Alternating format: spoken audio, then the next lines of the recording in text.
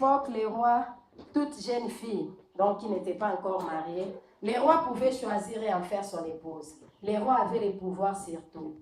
Un jour, les peuples s'est allés aux guerres parce qu'il y avait guerre entre Israël et les Amoréens. David est resté. La première erreur que David avait faite, c'est de rester. Laisse-moi te dire, il faut savoir quoi faire de ton temps. Si tu passes ton temps dans des futilités, tu vas retourner dans le péché à tout moment. David était resté pendant que tous les peuples et Joab, les chefs de son armée, étaient en guerre avec les Amoréens. Lui, il est resté. Pour les soutenir dans la prière, il s'est mis à se promener sur son toit. Parce qu'il se croyait libre. Pendant que les peuples se battaient, ils étaient au combat, David était là dans les divertissements. La Bible me dit, pendant qu'il se promenait sur le toit royal, il a aperçu une femme. Et il s'est informé sur la femme, on lui a dit non, elle n'est pas libre. C'est une femme mariée, c'est la femme d'Iri, Iri est en guerre, on lui a expliqué. Quand bien même il a su que cette femme-là n'était pas libre, comme il était roi, il a envoyé à ce qu'on puisse chercher cette femme-là. Bien aimé dans les seigneurs, David avait tous les pouvoirs. Mais c'était l'envie qui avait poussé David. Et laissez-moi vous dire que David n'avait pas une seule femme.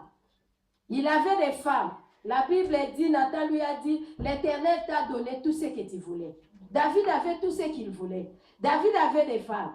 Mais la seule femme d'Iri, c'est la femme qui avait plus retenu l'attention de David. David a envoyé qu'on lui cherche cette femme. Et la femme est arrivée. Ça a commencé d'abord, il s'est promené.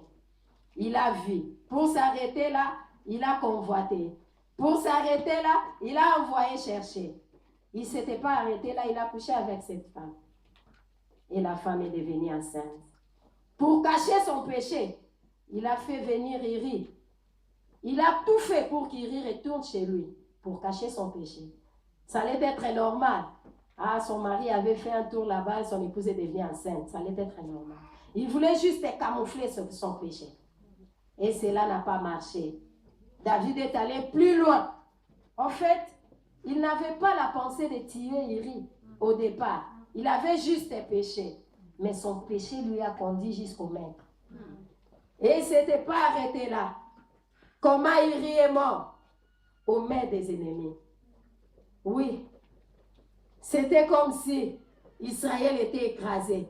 Et lis ta Bible, Iri n'était pas mort seul. Parce qu'on ne pouvait pas placer Iri devant seul pour que le peuple se retire. Non. Il avait toute une troupe qui était là.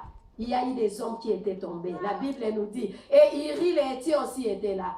En fait, aux yeux de l'Éternel, ce n'était pas les ennemis qui avaient tué Iri. C'était David qui avait tué Iri. Il est allé jusqu'à tuer. Et Dieu a envoyé Nathan. Nathan, tellement qu'il était sage, David était roi. S'il allait amener les messages juste comme ça, il pouvait risquer sa vie. Il a fait comme s'il racontait une histoire. Le cœur de l'homme. Quand David a entendu cela, la Bible nous dit, David s'est enflammé. Il a dit, cet homme mérite la mort. C'est le jugement que nous apportons aux autres. Très dur. Cet homme mérite la mort. Pourquoi il a fait une telle chose? Et non seulement la mort, il va restituer 4 brebis aux pauvres. Nathan a dit non, inutile de crier. Cet homme-là, c'est toi. Quand on a dit que c'est lui, il a compris que ce qu'il avait caché, c'était plus caché. Il a dit oui, j'ai péché. Dieu a dit parce que tu as fait ça, je t'avais tout donné. Comme tu as préféré pécher, je ferai quelque chose. L'épée ne quittera pas ta maison. Parce que la maison d'Uri a été visitée par l'épée. L'épée ne quittera pas ta maison. Et deuxièmement, il a dit à David, ce que toi tu as fait en cachette, moi je permettrai que cela soit fait au vu de tout le monde. Sous le soleil, tout le monde verra. On couchera avec tes femmes sous le soleil, au vu de tous. Bien aimé, les actions secrètes de David lui a coûté beaucoup. Et à partir de là, la royauté de David a été déchirée. Dieu a dit, je t'ai tout donné. Tu continues à pécher. Ok, il a déchiré sa royauté. David a connu des problèmes. Ses péchés, David avait coûté, ça lui avait coûté très cher. Bien aimé, peut-être si David allait lire ce que toi et moi nous lisons aujourd'hui, il allait prendre des précautions. Il n'avait jamais lu ça. Toi et moi, nous avons cet honneur, cette faveur. Nous avons lu, nous sommes informés. Mais David n'avait pas lu ça.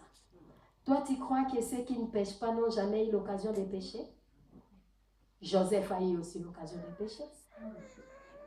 L'épouse de son patron lui faisait des avances. C'était l'occasion pour lui, pour qu'il puisse avoir l'avantage dans la maison de Potiphar. Joseph ne l'a pas fait. Les actions secrètes. Personne ne voit ton cœur, oui, mais Dieu voit. Quelles sont les pensées de ton cœur? Quel est l'état de ton âme? Comment conduis-tu ta vie? Si Christ revient maintenant, tu es sûr d'hériter son royaume. Certainement. Avec tout ce que tu as dans ton cœur. Tu es sûr. L'envie, bien aimé. David a commencé par envier. Ce n'était pas son épouse. C'est l'envie qui lui a poussé. Il ne se rassasiait pas de ce qu'il avait. Pourtant, il avait tout. Il voulait juste prendre l'épée qui était chez les voisins. Bien aimé, l'envie. L'envie amène des divorces.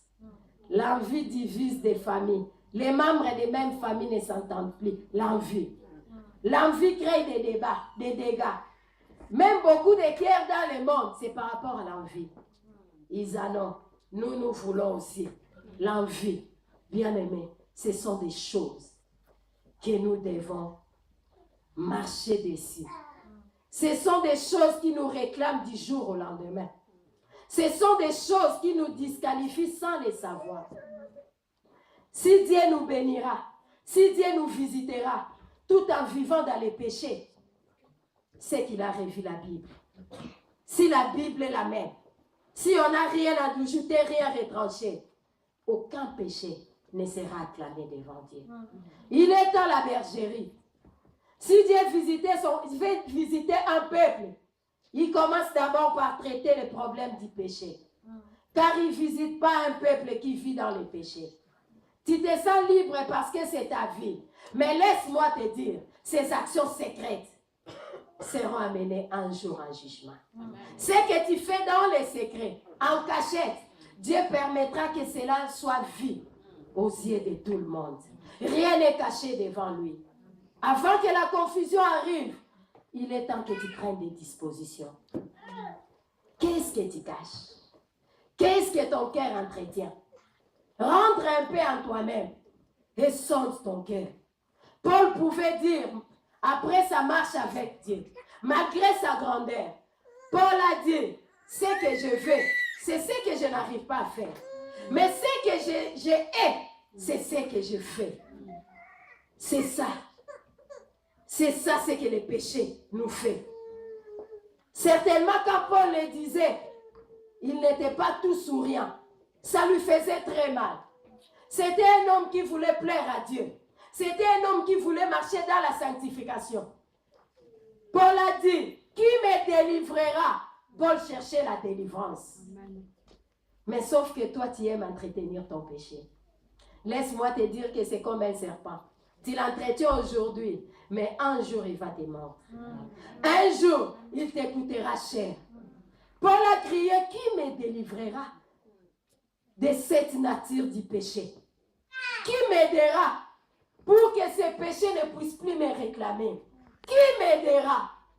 Il y en a même d'autres. Ils ont même la haine gratuite. La personne n'a rien fait. Rien qu'en me voyant comme ça, il n'a non. Je ne t'ai rien fait. Tu ne connais même pas mon nom de la famille, mais tu me détestes. J'appelle ça la haine gratuite. Dieu a créé les cœurs.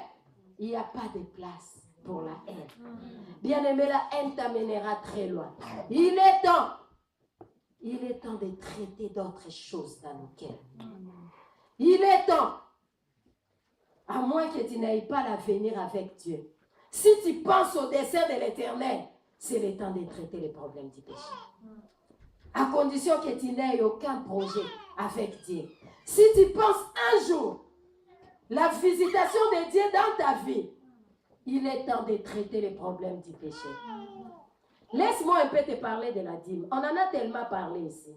D'autres choses, nous nous sentons libres parce que c'est l'argent. Nous croyons que la force vient de nous-mêmes. Nous croyons que le souffle de vie vient de nous-mêmes. Et surtout que toi-même, tu as travaillé, c'est bien. Du fait de ne pas payer ta dîme, Dieu t'appelle voleur. Et aucun voleur n'héritera le royaume de Dieu. C'est la parole de l'Éternel. Ce n'est pas ma parole. Tu diras que c'est la loi. J'avais dit dernièrement ici, Jésus n'était pas venu abolir la loi, mais il était venu la compléter. Laisse-moi te dire, la première loi, c'est l'amour. Et si tu ne pratiques pas l'amour parce que c'est la loi, tu seras agréable à Dieu. Il est temps de traiter d'autres choses. Dieu nous aime tellement. Cela a fait en sorte que toute la faveur que David avait, cela a été éparpillé à cause du péché. Il y a eu l'esprit de mort qui est entré dans la maison de David. Nathan a dit, l'Éternel a dit, l'enfant qui t'est né mourra. Et ta maison sera toujours visitée de l'épée. L'esprit de mort est entré. Dieu lui a dit, je t'ai tout donné. Et si cela était paix, si tu allais me demander, j'allais encore ajouter. Tu as pris ma grâce en vain. Bien-aimé dans le Seigneur. Si nous péchons, nous considérons que Dieu qui nous a fait grâce, il n'est pas suffisamment intelligent. Nous prenons sa grâce en vain. Et moi, je dis toujours, les péchés, c'est le non-respect à l'égard de Dieu. Des fois, je peux avoir l'opportunité de pécher. Je ne le fais pas à cause du respect que j'ai pour ces dieux. Bien-aimé, il est temps. C'est le choix que Dieu nous a fait. Tu peux dire toutes choses concourent au bien de ceux qui aiment Dieu. Je ne pense pas à ces dieux qui envoient ses enfants aller pécher. Non, ce n'est pas mon Dieu.